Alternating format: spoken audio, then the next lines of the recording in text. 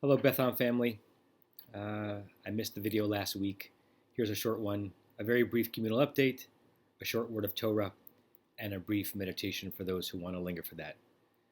The brief communal update, aside from all the many things that are happening, I wanted to alert you, in case you had not seen it yet, that at 1:30 on Sunday, we're unveiling a banner that's going to be hanging outside of the Temple Beth building, outside our campus, visible to all who are going up or down La Cienega.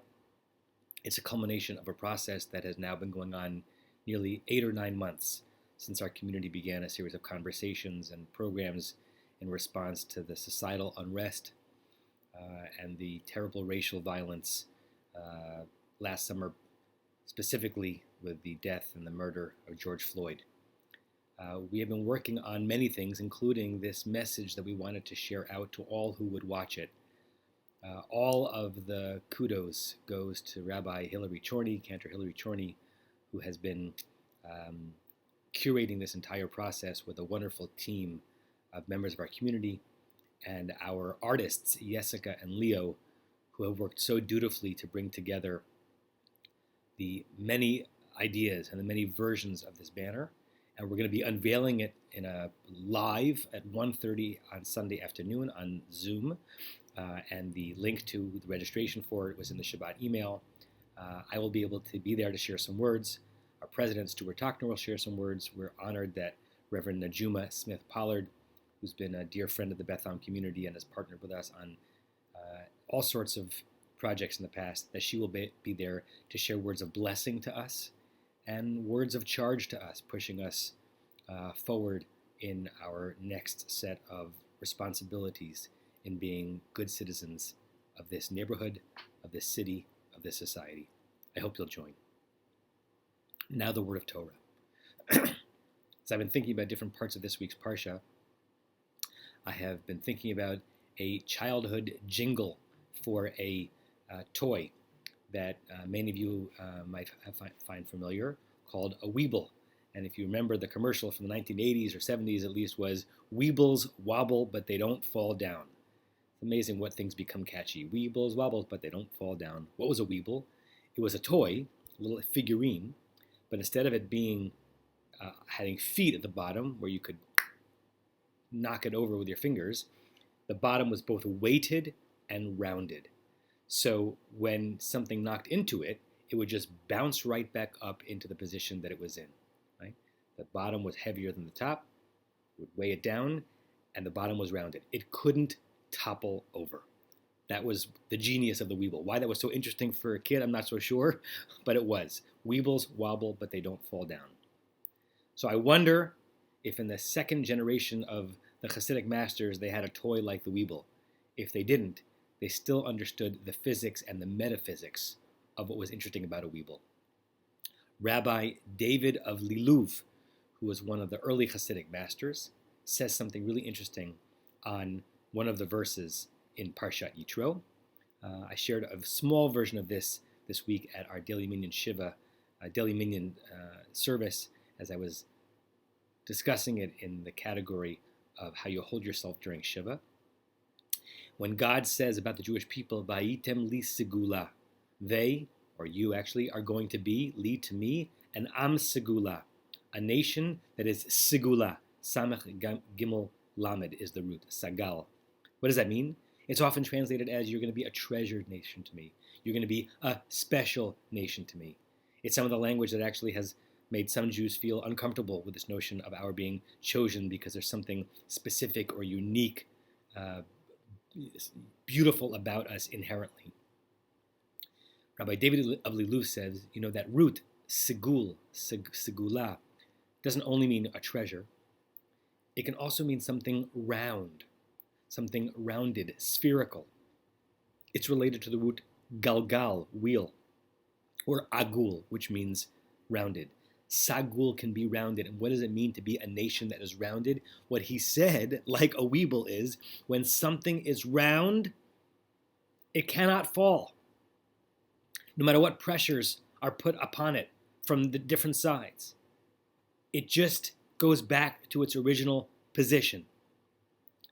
No matter what forces are put upon something that is round. It might move, something that's spherical might move, but it will not topple over. It is stable. It is not vulnerable. It will stay as it is. It might not stay where it is, but it will stay as it is, and it will not be upended. Rabbi David was understanding this to be a prehistory, a prediction of the Jewish people. You, the Jewish people, are going to be an Am Segula no matter what happens to you, no matter what they out there do to you. You are going to stay grounded and who you are, independent of the forces buffeting you, independent of the hatred of you, independent of what people will try to do to change you. You are an Am Segula, and you will always be standing straight and standing tall. I'm not sure I love that as a read of Jewish history. There have been plenty times, sadly, tragically, where the Jewish people have toppled, have fallen over, have lost their bearing. But as a psycho-spiritual notion, I'm very, very taken by it. That if we can maneuver ourselves, our neshamas, our psyches into a position that has us mostly be independent of the forces and the pressures upon us, but rather think of ourselves as rounded at the bottom and therefore grounded at the bottom, we cannot fall down. We cannot be pushed over. We cannot topple because we are sagul. We are rounded. We are spherical.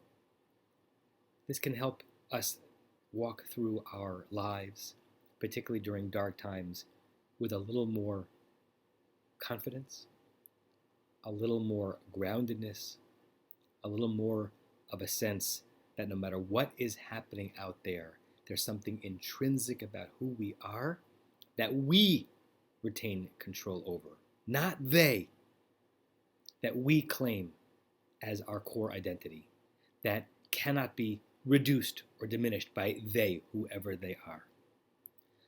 I am buoyed by this idea. We are all living through an era where there are so many things that are threatening to pull us apart from one another and even threatening to pull us apart from our core selves and who we know ourselves to be. If we can think of ourselves as a bit more rounded, movable, flexible, that can roll from position point A to point B, but when we get to point B, we are who we were, and we're not going to fall over. When you know you're not going to fall over, you can walk more straightly, and you can walk more well, and you can walk more whole. And that, I think, is one of the most important things we can do with our time on this earth. So I encourage you to enter into Shabbat with a sense that we are not only part of a people that is Am Segula, rounded and grounded, but that you are a person who is Sagul, who is round and grounded and uniquely you and aware of who you are and remaining who you are. If you want to leave before the meditation, I'll wish you a Shabbat Shalom. If you want to stay for the meditation, I invite you to close your eyes.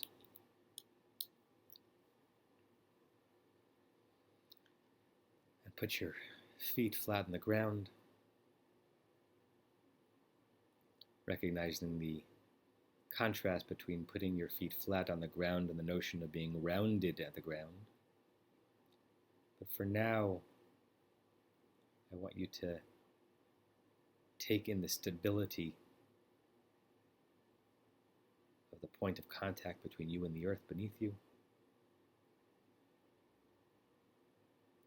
And start taking some deep, cleansing, healing breaths. If you want, you can even give a sound on the breath. It feels good and it feels different when we add vocal cords to breathing. There's something that is more of a release, more of a discharge.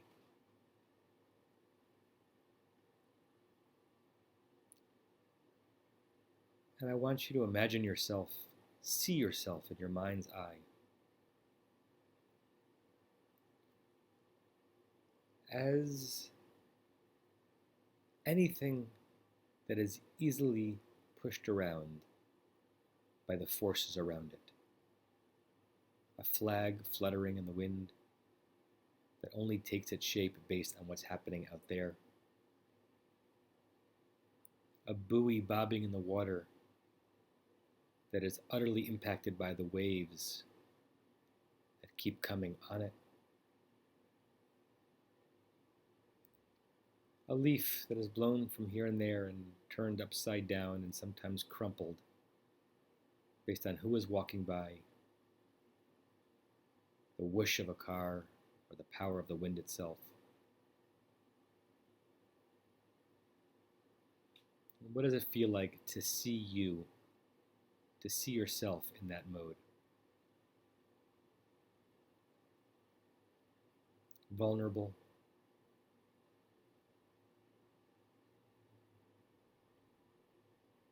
impacted, and defined sometimes by the forces around you.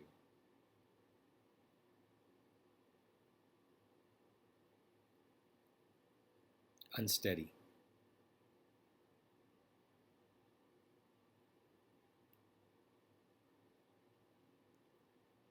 And now I want you to use the power of your mind's eye to actually see yourself, whatever version of yourself was in your mind, rounding into a sphere. Just go with the image. You, your essence, your being, your body, as a sphere.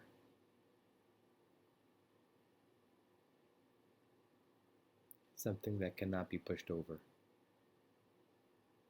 Something that cannot be brought down or brought low.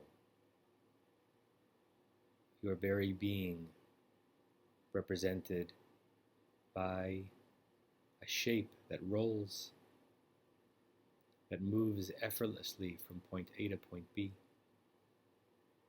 And when you get to point B, you're always steady, always standing tall, because as this ball, you cannot be pushed over. I want you to focus not only on the image of you in this shape, but the feeling. What does it feel like to not be precarious?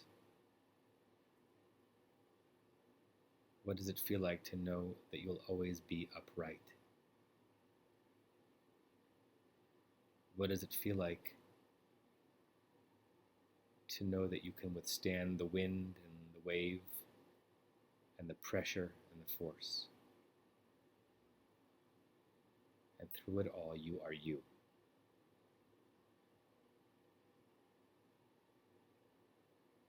Through it all, rounded and grounded, you are you. Segula.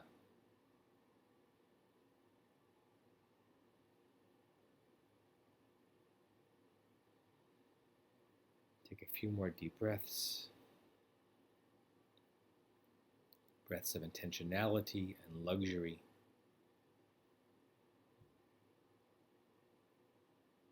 And when you're ready, you can open your eyes.